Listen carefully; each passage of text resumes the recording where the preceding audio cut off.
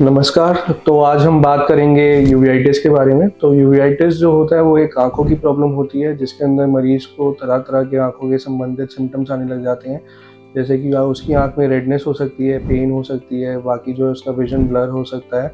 तो ये दिक्कतें आती हैं और ये जो दिक्कतें यूवेइटिस की ऑटोइम्यून डिज़ीज़ में भी देखी जाती हैं।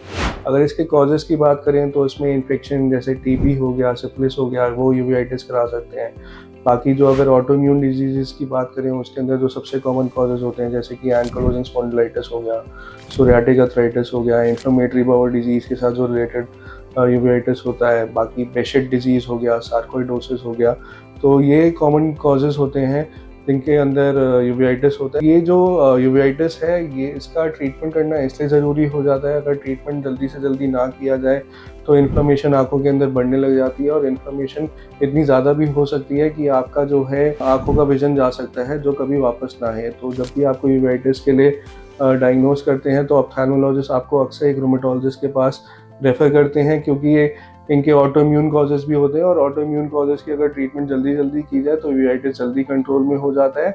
और इसके संबंधित बीमारियाँ जैसे मैं बता चुका हूँ बीमारियाँ शुरुआत में जैसे एंकिलोजिंग स्पॉन्डिलाइटिस, सार्कोइडोसिस, बेशेट, इन बीमारियों में से कौन-सी बीमारी है जो यूवेइटिस करी है, तो वो पता चल जाती है क्योंकि इन सारी बीमारियों का जो कोर्स होता है वो डिफरेंट होता है। हर बीमारी का जो इलाज होता है वो डिफरेंट होता है। एंड यूवेइटिस के अंदर जो है आपका जो मेनली डायग्नोसिस बनाते हैं वो ऑप्थेल्मोलॉजिस्ट ही होते हैं, वो रूमेटोलॉजिस्ट नहीं होते हैं। तो जब भी आपका यूवेइटिस का डायग्नोसिस बनता है तो उसके लिए ट्रीटमेंट आपको दी जाती है। तो अगर हम इम्यूनोलॉजिकल टेस्ट की बात करें जो इसमें हम कराते हैं तो इसके अंदर जो सबसे कॉमन टेस्ट कराए जाते हैं वो होते हैं HLA-B27 हो गया, तो ये एक टेस्ट होता है। बाकी जो होते हैं सीरम एंजियोटेंसिन कन्वर्टिंग एंजाइम हो गया, वो टेस्ट होता है जो सार्कोइड के लिए कराते हैं। छाती का एक्सरे कराते हैं सार्कोइड देखने के लिए। तो एक HLA-B51 टेस्ट होता है जो बेशेट डिजीज़ के साथ एसोसिएटेड होता है, तो ये वाले टेस्ट कराए जाते हैं।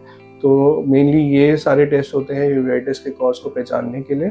और यूवेइटिस में हम यानी कि डिवाइड कर सकते हैं उस 3 पार्ट्स के अंदर, जैसे कि इंटीरियर यूवेइटिस हो गया, पोस्टीरियर यूवेइटिस हो गया, और कई पेशेंट्स को इंटीरियर पोस्टीरियर यूवेइटिस दोनों ही होते हैं। इंटीरियर यूवेइटिस का ये मतलब होता है कि आइरिस के जो आगे वाला पार्ट है अगर उसमें इन्फ्लेमेशन हो रही है तो उसको हम इंटीरियर यूवेइटिस बोलते हैं। अगर आइरिस के जो पीछे वाला पार्ट है उसमें इन्फ्लेमेशन हो रही है तो उसे हम पोस्टीरियर यूवेइटिस बोलते हैं। पोस्टीरियर यूवेइटिस में जो है विजन लॉस का खतरा बहुत ज़्यादा होता है और एंटीरियर यूवेइटिस में कम होता है। एंटीरियर यूवेइटिस अगर बात करें तो एंकिलोजिंग स्पॉन्डिलाइटिस में ज़्यादा देखा जाता है। पोस्टीरियर यूवेइटिस जो होता है वो बेशेट जैसे डिजीज़ में ज़्यादा देखा जाता है। फिर आपका जो है सोरियाटिक आर्थराइटिस के साथ ज़्यादा देखा जाता है और इन्फ्लेमेटरी बाउल डिजीज़ के साथ जो यूवेइटिस होता है उसके अंदर पोस्टीरियर जो यूवेइटिस होता है वो काफ़ी कॉमन होता है। और अगर इसकी ट्रीटमेंट की बात करें तो इसमें जो है हमको जो ऑप्थेल्मोलॉजिस्ट होते हैं मेजर वो ट्रीटमेंट आपका करते हैं। तो इसमें कई बार आपको टॉपिकली स्टेरॉइड्स दिया जाता है इन्फ्लेमेशन कम करने के लिए, और इन्फ्लेमेशन अगर बहुत ज़्यादा होती है तो स्टेरॉइड्स का भी यूज़ किया जाता है जो ओरली दिए जाते हैं।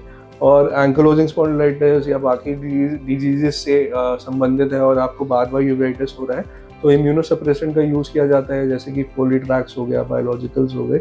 बाकी दवाइयाँ हो गई जो हेल्पफुल होती हैं जैसे कि एज़ाथाइप्रिन हो गया, ये इसका यूज़ बेशेट के अंदर किया जाता है। तो ये सारी मेडिसिन्स होती हैं जो यूवेइटिस जैसी आँखों की इन्फ्लेमेशन को कम करने में हेल्प करता है।